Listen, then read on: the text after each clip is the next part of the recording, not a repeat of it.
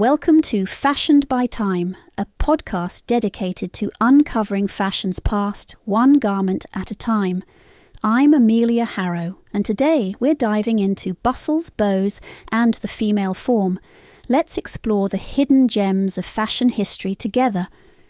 Picture this. It's the late 19th century, a time of opulence and transformation. The streets of Paris are bustling with the rustle of silk and taffeta, as women glide by with an air of elegance, their skirts sweeping like grand, flowing canvases of art. At the heart of these creations is the bustle, a structured undergarment that redefines the female silhouette, elevating the wearer into an almost mythical figure of grace and stature. But beyond the fabric and the form lies a deeper narrative, a dialogue between fashion and femininity, identity and societal norms, all woven into the intricate lace of history. In the main content of our journey today, we'll delve into the bustle's origins, tracing back to the mid-1800s. It was a time when industrialization was reshaping cities and ideas, and fashion was not immune to these winds of change. The bustle emerged as a response to the voluminous crinolines that dominated the earlier part of the century.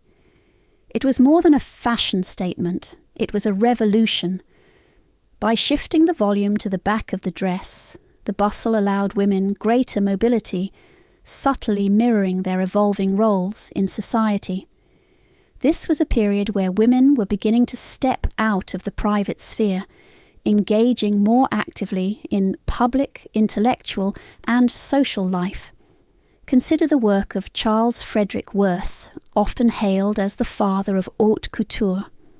Worth's designs were not just garments, they were declarations.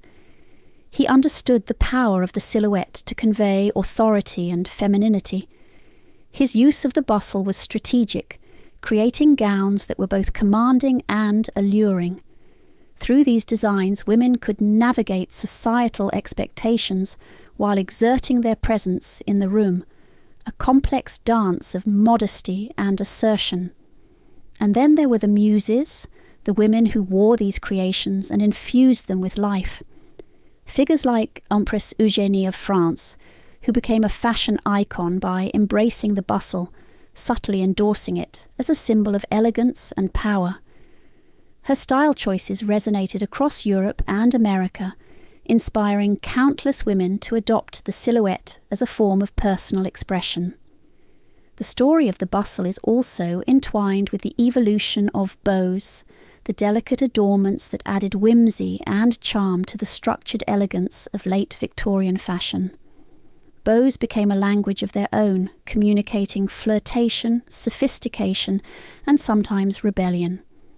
They were the dainty punctuation marks on a garment that spoke volumes about the wearer's personality and place in society.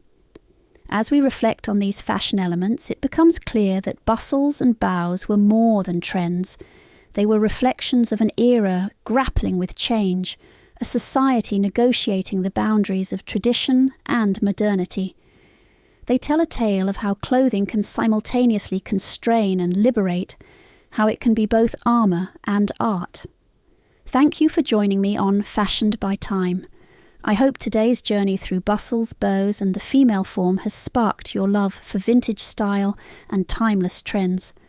Stay curious and remember, history never goes out of style.